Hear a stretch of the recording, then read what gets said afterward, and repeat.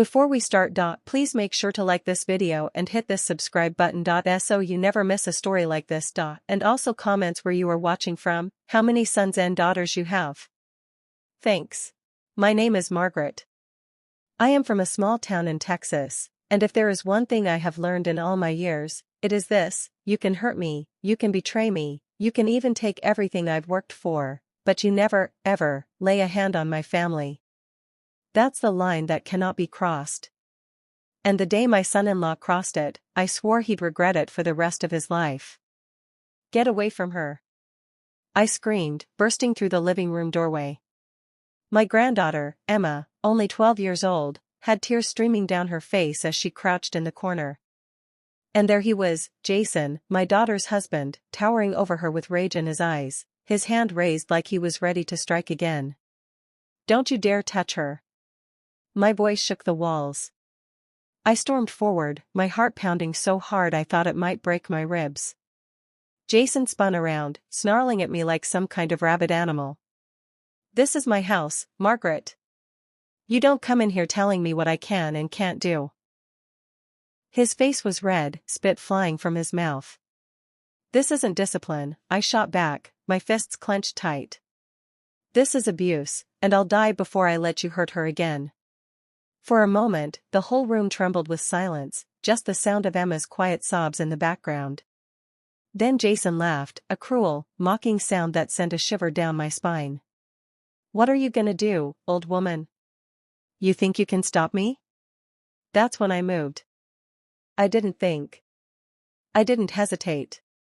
I lunged at him with all the strength left in my 61-year-old body. My hand shoved hard against his chest, slamming him backward into the coffee table. The glass cracked beneath him with a thunderous crash. He cursed, stumbling to his feet, towering over me with fury. "You crazy witch," he roared, grabbing my arm so hard I felt the bone grind. But I didn't back down. I ripped my arm free and slapped him across the face so hard my palm stung. "Don't ever touch Emma again!" I screamed. By then, Emma was crying out, "Grandma, stop. Please." But I couldn't stop, not when I had seen the fear in her eyes. Not when I knew that if I didn't stand up right now, no one else would. Jason came at me again, his fists clenched, his voice low and threatening. "You think you can take me down? You think anybody's gonna believe your little story over mine? I'm the father here. This is my house." And I looked him dead in the eye, shaking but unbroken. "You may be her father by law, Jason. But you lost the right to call yourself a man the second you laid your hands on her. And I swear to you, this is the last day you will ever hurt my granddaughter." His face twisted with rage as he lunged forward again, but this time, I was ready. I grabbed the nearest thing I could reach, a heavy ceramic vase from the mantel, and swung it with everything I had. It shattered against his shoulder, shards flying across the floor. Jason screamed in pain, clutching his arm, staggering back. That was when I stood tall, chest heaving, voice shaking with both fear and fury. "Listen to me, Jason. You think you're untouchable because my daughter's blinded by your lies. You think your paycheck makes you a king in this house. But you just messed with the wrong grandmother. I will burn this whole facade of yours to the ground if it means protecting Emma. Do you hear me?" He glared at me, seething, breathing heavy, but he didn't move forward this time. He knew I meant it. He knew that I wasn't bluffing. And for the first time I saw a flicker of fear in his eyes. I reached back and pulled Emma close to me, shielding her with my arms. Her tiny hands clung to me, trembling, her sobs muffled against my shoulder. And right then, I knew this wasn't just about tonight. This was about every night before when she'd been too scared to speak, and every night after if I didn't do something. Jason sneered, spitting blood onto the carpet. "You'll regret this. You think the police will take your word over mine? I'll tell them you attacked me. I'll tell them you're crazy. And when they lock you up, Emma will still be mine." And that was the moment, the exact moment, when I looked him in the eyes and said the words that would change everything. "No, Jason. You'll be the one in handcuffs. You underestimated me. You thought I was weak. But you have no idea how far a grandmother will go to protect her granddaughter. The room was spinning with adrenaline, every nerve in my body on fire, but my voice was steady, unwavering. That was the first night I fought back. That was the first night I drew the line. And that was the night Jason discovered that he wasn't just dealing with a grandmother. He was dealing with a storm. Because this story isn't about fear. It isn't about staying silent. This story is about standing up, even when the odds are stacked against you. It's about fighting back when everyone else tells you to sit down. It's about finding your voice when the world tries to silence you. And if you've ever felt powerless, if you've ever been scared into silence, if you've ever watched someone you love suffer and thought there was nothing you could do, let me tell you right now, you are stronger than you think. The truth always finds a way out, and justice always catches up. This is my story. The story of how my son-in-law hurt my granddaughter, and how he never expected what I'd do next. So listen closely. Because what came after that night would shock everyone, including me. If you think family comes first, if you believe no one has the right to hurt a child, then stay with me. Because the next part of this story will show you just how far love and courage can go when evil tries to win. Jason stood there, clutching his shoulder where the vase had shattered, his eyes still burning holes into me. He was furious, but there was something else too, hesitation. He hadn't expected me to fight back, not like this. He thought I was just the old lady who visited every now and then, the one who brought cookies and knitted scarves. He thought I was too weak, too small, too afraid to stand up to him. He was wrong. I kept my arms wrapped around Emma, holding her close, even though my own body was trembling. Her tears wet my blouse, and I could feel the rapid rise and fall of her tiny chest as she gasped for air between sobs.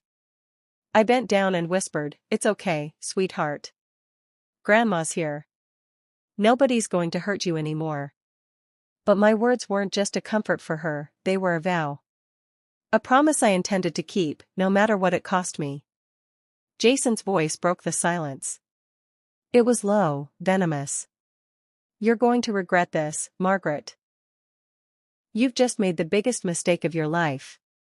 He took a step forward, but I didn't back away. I planted my feet firmly into the carpet and glared right back at him. "No, Jason," I said, my voice steady, my heart pounding like a war drum. "The mistake was yours. You thought you could hide behind closed doors. You thought no one would ever see what you were doing. But I saw. And now I'm not staying quiet anymore." Emma clung tighter to me, and I knew I had to get her out of there. Jason's face twisted with rage, but for once, he didn't make a move. Maybe it was the sight of the broken vase shards glittering on the floor, maybe it was the fire in my eyes, but he stood frozen, his chest heaving, his fists trembling. I guided Emma slowly toward the door, never taking my eyes off him. Every step felt like a battle, but I refused to turn my back on him. Finally, with one last glare that told him exactly where I stood, I pushed open the door and led Emma out into the night air. The cool breeze hit my face, and I realized just how hard I was shaking. Emma's hand was like ice in mine. I could hear her small voice quivering, "Grandma, is he going to hurt us? Is he going to come after us?" I knelt down in the yard, cupping her face in my hands. Her cheeks were stained with tears, her eyes wide with fear that no child should ever have to know. "No, baby," I whispered fiercely. "He's not going to touch you again. I promise. Grandma's got you." But even as I said it, I knew the fight had only just begun. Because Jason wasn't the kind of man who backed down. He wasn't going to just let us walk away. He had a grip on my daughter, Emily, and he knew how to twist the truth until everyone believed his lies. If I didn't act fast, he'd spin the story, make me look like the crazy old woman, and Emma would be left defenseless in that house of hell. I pulled out my phone right there in the driveway, my hands trembling as I dialed 911. My voice shook but didn't break. "Yes, this is Margaret Lewis. I need police at 147 Oak Street immediately. My son-in-law is abusive. He tried to hurt my granddaughter. We're outside right now." The operator's calm voice steadied me as I gave her the details, but my chest tightened when I realized what would happen next. The police would come, yes, but Jason was a manipulator. He knew how to play the role of the charming family man. He'd twist Emma's words, gaslight her into silence, and Emily, oh, Emily. My own daughter was too blinded by his control, too deep in his web of lies to see the truth. The sirens cut through the night, their red and blue lights painting the street in flashes of justice, or so I hoped. When the officers arrived, Jason was already on the porch, arms crossed, face calm, a fake smile plastered on like nothing had happened. "Thank God you're here," he said smoothly, pointing at me. My mother-in-law lost her mind. She attacked me with a vase, threatened me in front of my daughter. I want her arrested. The audacity made my blood boil. But I stood my ground. "That's a lie," I shouted, clutching Emma close. "This man has been hurting my granddaughter. Look at her. Look at the fear in her eyes." He raised his hand to her, and when I stopped him, he came after me. The officers exchanged glances. One of them bent down, speaking softly to Emma. "Sweetheart, is that true? Did he hurt you?" Emma's lips quivered, her eyes darting back to Jason, who gave her the coldest, sharpest glare I had ever seen. It was silent, but it screamed one thing: "Don't you dare." And my heart broke as she looked down at the ground and whispered, I don't know." Jason smirked. "You see? She's confused. But one thing's clear, this woman attacked me." The officer turned back to me. "Ma'am, do you have any proof of abuse? Any evidence?" Proof. The word rang in my ears like a bell of doom. Proof was what abusers had best. Proof was what slipped through your fingers when lies were polished and truth was silenced. I swallowed hard, my voice trembling but determined. "I don't have proof right now. But I will get it. Because this man is not what he pretends to be. And I won't rest until the world knows the truth." The officers separated us, took their statements, and in the end, they didn't arrest anyone. They said it was a domestic dispute, and without evidence, there was nothing they could do. Jason stood there smugly as they drove away, his eyes locked on mine with a silent promise of revenge. But I didn't care.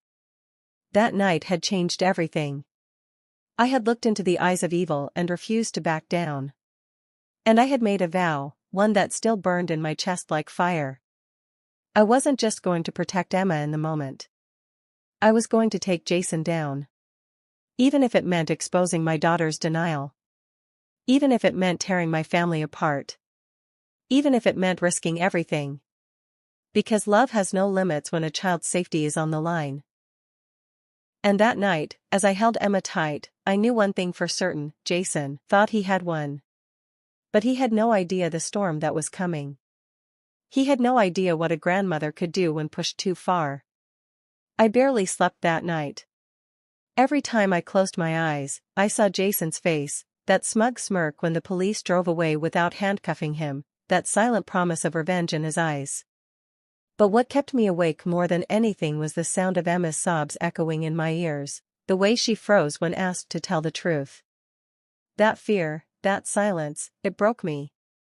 By morning, I was back at the house, because I refused to let her spend another day trapped under his roof without me there. I knocked hard, my fist pounding against the wood like thunder. I wasn't afraid of him anymore. He had crossed the line, and I had decided I would stand watch over Emma until I figured out how to tear his mask off once and for all. But it wasn't Jason who opened the door. It was Emily, my daughter. Her hair was messy, her eyes swollen like she had been crying all night, but when she saw me, her expression turned to steel. "Mom," she hissed, stepping outside quickly and shutting the door behind her. "What the hell did you do?" I blinked, stunned. "What did I do?" "Emily, your husband raised his hand to your daughter. He would have hit her if I hadn't stepped in. And when I tried to protect her, he came after me." Emily shook her head, tears spilling down her cheeks, but her voice was sharp, almost rehearsed. "That's not what Jason told me. He said you came in here screaming like a madwoman, that you shoved him into the table and attacked him with a vase. He said you've been trying to turn Emma against him for years. I felt my stomach drop. Jason had already gotten to her. He had twisted the story, painted himself as the victim. And my daughter, my own flesh and blood, believed him. Emily, I said softly, desperately, reaching for her hand. Look at me. You know me. You know I would never lie about something like this. Do you really think I would raise my hand against your husband for no reason? Do you really think Emma's tears were nothing? But she pulled her hand away. You don't understand, Mom. Jason, he's under a lot of stress.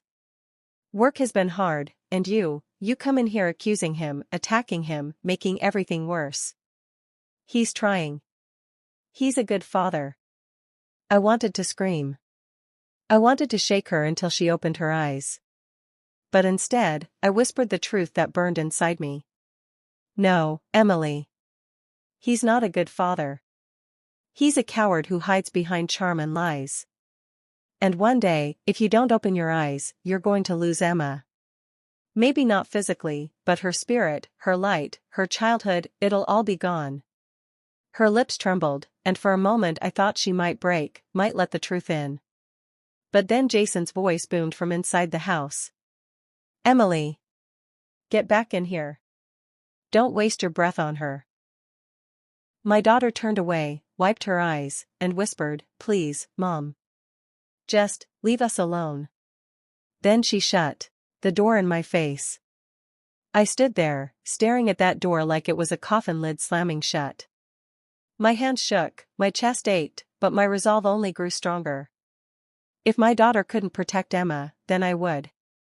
Even if it meant standing against my own blood.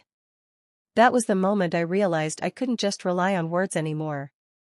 Jason was too smooth, too cunning. He twisted the story before it even left the room. If I wanted to stop him, I needed proof, undeniable, unshakable proof. So I made a plan. For the next few weeks, I visited every chance I got. Sometimes Emily let me in, sometimes Jason blocked the door, but I always found a way to see Emma. And when I did, I paid attention. I listened to the way her voice dropped when he entered the room. I noticed the bruises she tried to hide under long sleeves, the way she flinched when anyone raised their hand too quickly. Sweetheart, I whispered to her one afternoon while Jason was outside mowing the lawn. You don't have to be afraid anymore. If he hurts you, you can tell me. Grandma will believe you. Always. Her eyes filled with tears, but she shook her head. He said if I tell, bad things will happen. He said he'll take me away from Mommy. And my heart shattered again.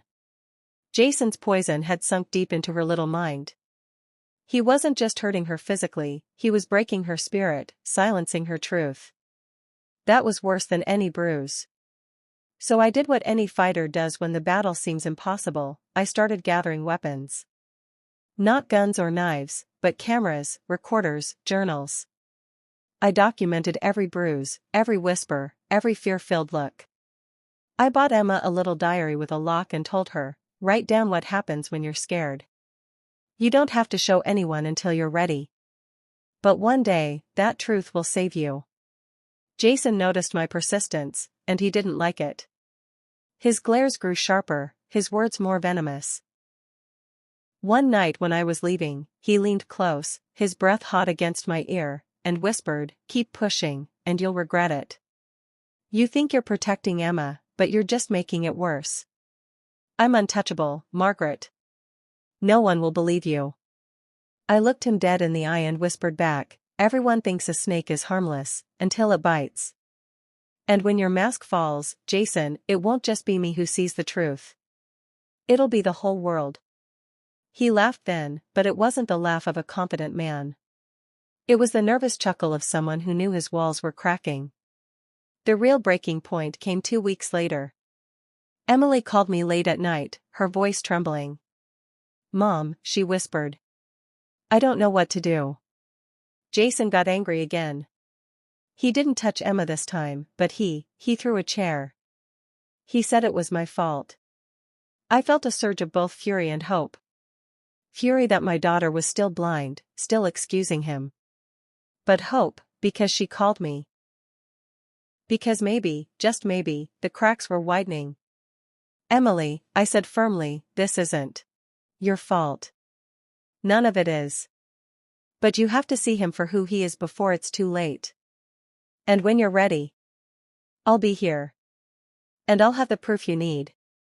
That was the night I realized, I wasn't just fighting for Emma anymore. I was fighting for Emily too. For the daughter I raised, the woman buried beneath Jason's lies. But my fight wasn't going to be quiet anymore. I had already started collecting evidence, but now I was ready to escalate. If Jason thought he was untouchable, then he hadn't seen what a determined grandmother could do when cornered. Because family isn't about blood. It isn't about titles like father or husband. It's about love, protection, and sacrifice. And Jason had disqualified himself from this family the second he raised his hand against Emma. I didn't know how yet, but I knew one thing with absolute certainty: the day was coming when his mask would rip away. And when it did, the whole world would finally see the monster I saw. The day after Emily's midnight call, I sat at my kitchen table staring at a small black voice recorder I had just bought online. It wasn't much bigger than a thumb drive, but in my hands, it felt like a weapon. Not of violence, but of truth.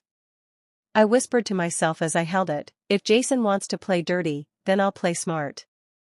He thinks lies will protect him, but lies always crumble when truth is recorded. That was the beginning of my plan. The next time I visited the house, I slipped the recorder under the couch cushion when Jason wasn't looking. My heart was hammering so loud I thought he might hear it.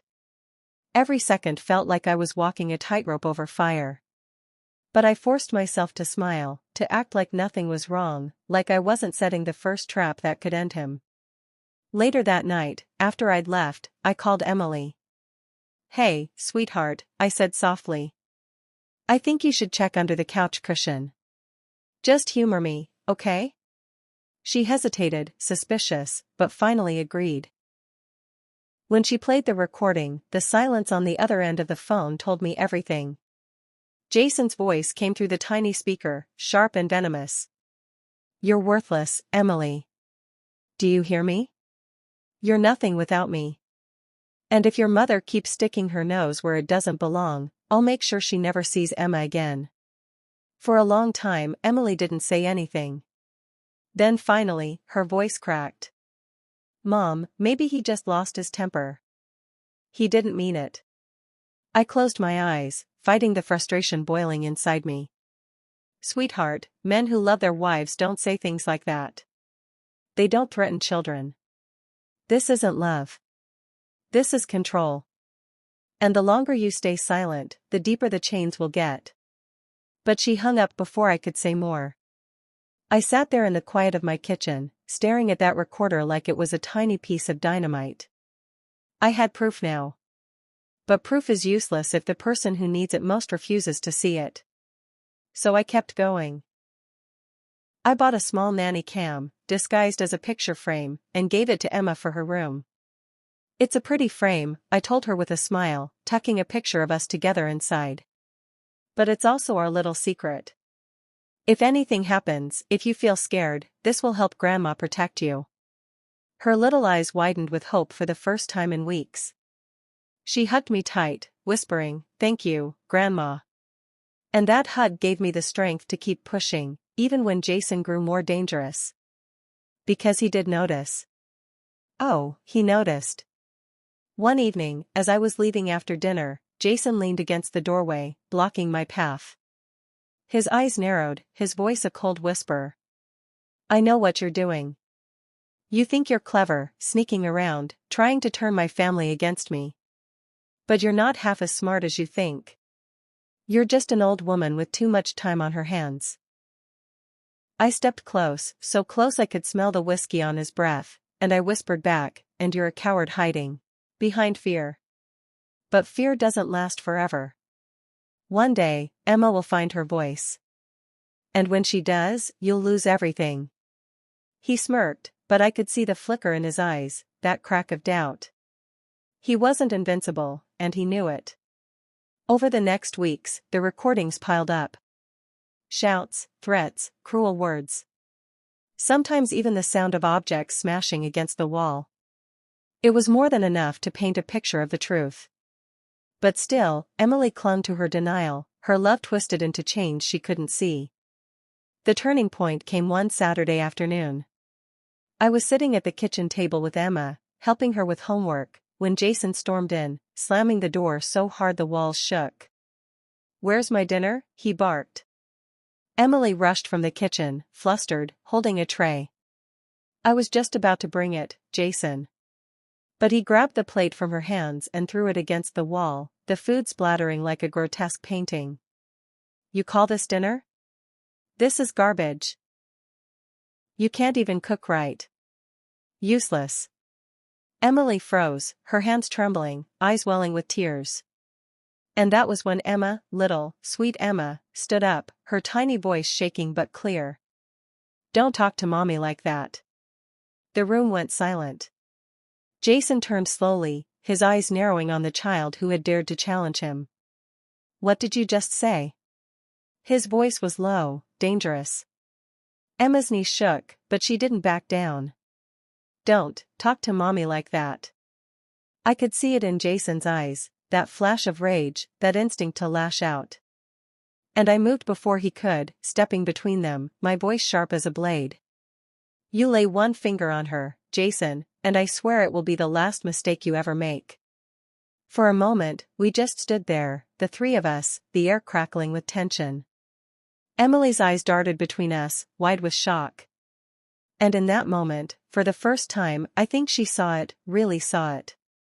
Not just his anger. Not just my defiance. But Emma's courage. The courage of a child who had been silenced too long. Jason sneered, spitting venom in his words. "You think anyone's gonna believe this nonsense? You think you can take her away from me? I own this house, I pay the bills, I control everything here. You're nothing but an old hag sticking her nose where it doesn't belong." I leaned forward, meeting his glare with fire in my eyes. "And yet here I am, still standing. And every word you spit, every threat you make, is one more nail in the coffin of your lies. Keep talking, Jason. Because the more you do, the sooner the world will see who you really are." He stormed out of the room, slamming the door so hard a picture fell from the wall. The sound echoed through the house, but it wasn't anger that lingered. It was fear. His fear. Because deep down, he knew he was losing control. I turned to Emily then, her face pale, tears streaming silently down her cheeks. She whispered, almost to herself, I don't know what to believe anymore." I placed a hand gently on her shoulder. "Believe your daughter, Emily. Believe the fear in her eyes. Believe the bruises, the broken things, the way your heart feels every time he shouts. Love doesn't look like this. Love doesn't sound like this. You don't have to live in chains." She nodded weakly, but her silence told me she wasn't ready yet. Not fully. But the seed was planted. And sometimes seeds need darkness before they break through the soil. That night, as I held Emma close while she slept, I made another silent vow. I wasn't just going to gather proof anymore. I was going to break Jason's hold completely. Because this wasn't just about protecting Emma from bruises. It was about giving her back her childhood. And it was about giving Emily back her freedom. Jason thought he was untouchable.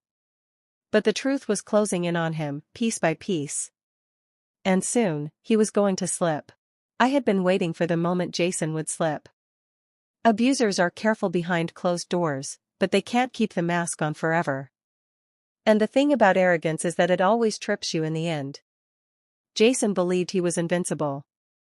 He thought no one would ever see through his perfect family man act. But pride always comes before the fall. The fall came on a Sunday afternoon.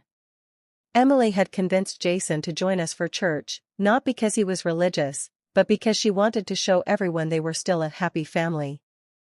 I could see the strain in her eyes as she plastered on a smile, holding Emma's hand tightly.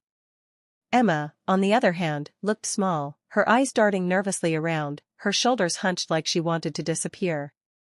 We sat together in the pew, and for a while, Jason played his part flawlessly. He shook hands, complimented people on their clothes, laughed at small jokes. To everyone else, he was the charming husband, the devoted father. But I knew better. I saw the way his grip on Emily's arm tightened every time she said something he didn't like. I saw the way Emma stiffened when his shadow loomed too close. And then it happened. After service, there was a small gathering in the fellowship hall.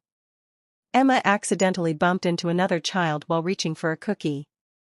The boy laughed and teased her, nothing cruel, just harmless child's play. But Jason's face turned red, his jaw clenched. "Emma," he barked, loud enough for half the room to hear. "What did I tell you about being clumsy? You embarrass me everywhere we go."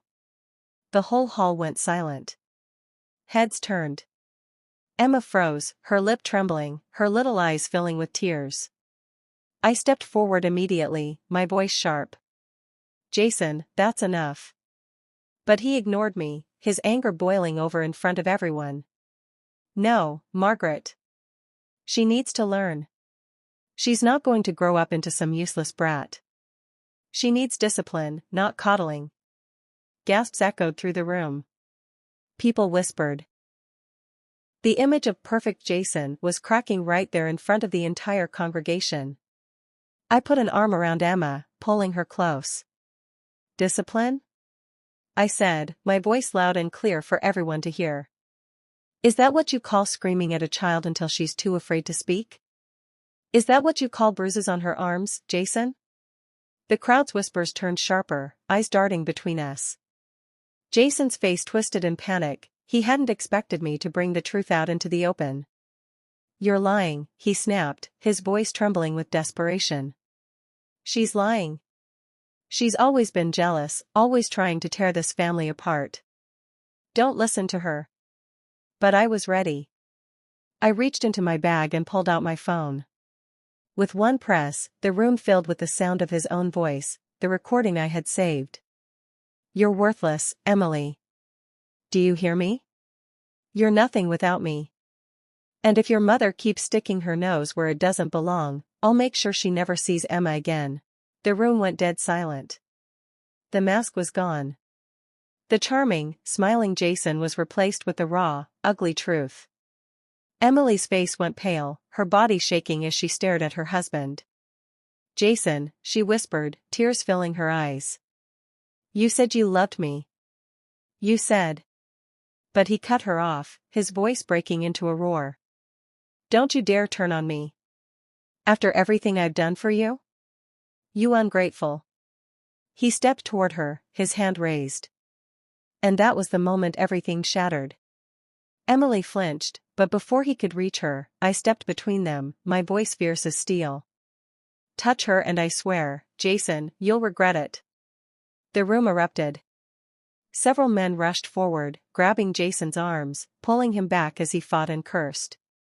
The pastor shouted for order, women shielded their children, and Emma clung to me, sobbing. For the first time, Jason wasn't in control. And for the first time, Emily saw the truth with her own eyes. Later, when the police arrived, called by someone in the crowd, Jason tried to spin the story again. He shouted that I had planted evidence, that Emily was brainwashed by me. But this time, no one bought it. Not after what they'd seen. Not after what they'd heard. Emily stood trembling beside me, her voice breaking but firm. I want to press charges. I want him out of our lives." I put my arm around her, tears streaming down my face. "You're doing the right thing, sweetheart. You're finally free." Jason's face twisted as the officers cuffed him, his arrogance collapsing into desperation. He spat out one last threat as they dragged him away. "You'll regret this, Margaret. You'll regret ever crossing me." But I looked him dead in the eye and said, "No, Jason. The only thing I regret is not stopping you sooner." The crowd was still buzzing, whispers swirling, but all I cared about was the look in Emma's eyes. For the first time in months, maybe years, I saw something I thought had been lost: hope. That night, back at my house, Emily sat at my kitchen table, her hands wrapped around a cup of tea she hadn't touched. Her eyes were red, her face pale. She looked broken, but in that brokenness, there was also strength. "Mom," she whispered, her voice trembling. "How did I not see it? How did I let it get this far?" I took her hand gently. "Because love blinds us sometimes, Emily. Because hope makes us see what we want instead of what's real. But don't blame yourself. Blame him. He's the one who twisted your love, who used it against you. You're not weak. You're human. And now you're free." She broke into tears, collapsing into my arms. And I held her, whispering over and over, "It's going to be okay. We're safe now. We're safe." But deep inside, I knew it wasn't over. Not yet. Men like Jason don't just disappear quietly. His threats echoed in my mind like ghosts. And as much as I wanted to believe the worst was behind us, a part of me knew the final battle was still ahead. Because Jason wasn't finished. And neither was I. I thought it was over. The night Jason was taken away, I truly believed we were free. Emily finally slept in peace, Emma curled against her like she was afraid to let go, and for the first time in years, my house felt safe. But abusers, they don't let go so easily. 3 days later, the phone rang. Emily answered, and I heard her gasp. Her hands trembled as she handed me the receiver. "Mom, it's him." I pressed the phone to my ear, my heart pounding. Jason's voice slithered through the line, lower now, more dangerous. "You think you've won, Margaret? You think a few cops and a little scene at church is enough to stop me? You don't know me at all. I'll take Emma, and I'll take Emily, and there's nothing you can do about it." I hung up before he could finish, my hands shaking with rage. He was out on bail. Of course he was. Men like Jason always managed to slip through cracks. But this time, I was ready. That night, I didn't sleep. Instead, I laid out every piece of evidence I had gathered: the recordings, the bruises photographed in secret, the text messages Emily had finally confessed to saving.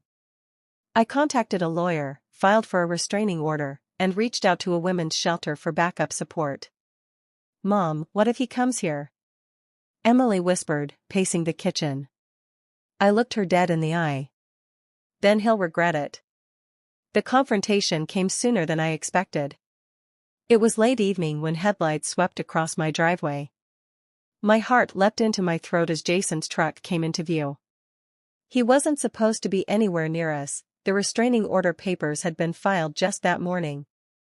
But I knew a piece of paper wouldn't stop him. Emily grabbed Emma and pulled her close. I moved to the front door, my voice steady. "Stay behind me." Then the banging started. "Emily." Jason's voice thundered through the wood. "Open this door right now. You're my wife. You think you can hide from me? You think your mother can protect you?" Emma whimpered, burying her face in Emily's chest. Emily shook with fear but didn't move.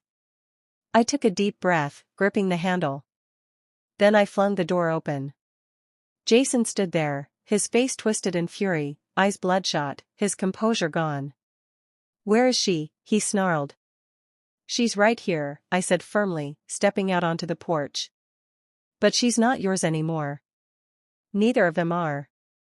You lost that the moment you laid a hand on them." His lip curled into a sneer. "You think you're some kind of hero, Margaret? You think you can take my family away from me?" I stood tall, meeting his rage with steel. "No, Jason. You took your family away from yourself. I'm just here to make sure you don't hurt them again." For a moment, I thought he might lunge at me. His fists clenched, his body shaking with barely contained violence. But then his eyes flicked past me, toward Emily and Emma inside the house. And he smirked. "You can't keep them from me forever.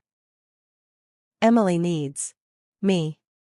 She'll come crawling back, begging for forgiveness. And that little girl, his voice turned cruel, almost gleeful, she'll never forget who her father is. Something in me snapped. You're not her father, I spat, my voice sharp as a blade. A father protects. A father loves. A father builds his child up instead of tearing her down. You? You're nothing but a coward. And tonight, everyone will see you for what you are. Right on cue, red and blue lights flashed at the end of the driveway. The police cars pulled in, tires crunching over gravel. I had called the moment his truck appeared, and now, finally, justice had arrived. Jason's face went pale as the officers stepped out. Jason Miller, one of them barked, "You're in violation of a restraining order. Hands behind your back." He panicked, backing away. No. No, this is a setup. She's lying. They're all lying. But it was too late. Two officers grabbed him, forcing his arms behind him as he screamed and cursed, his voice cracking with desperation. "Emily," he shouted, his eyes wild as they dragged him toward the car. "Emily, tell them. Tell them you still love me. Don't let them do this." And that's when Emily stepped forward. Her voice was trembling, but clear. "I don't love you, Jason.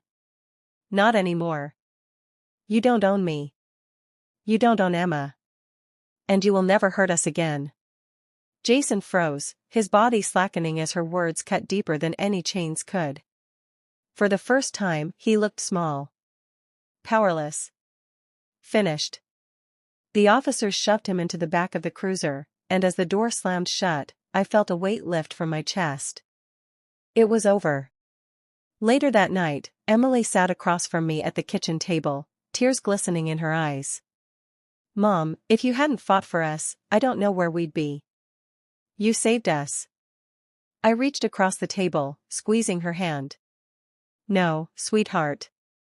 You saved yourself. Tonight, you found your voice. You broke the chains. All I did was stand beside you." Emma padded into the kitchen, clutching her stuffed bunny. "Grandma," she whispered.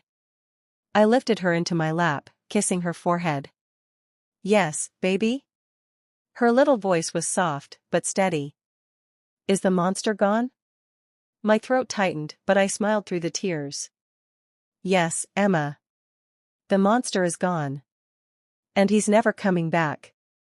She smiled, her eyes finally free of fear, and laid her head against my shoulder. And in that moment, I knew the truth, we weren't just survivors.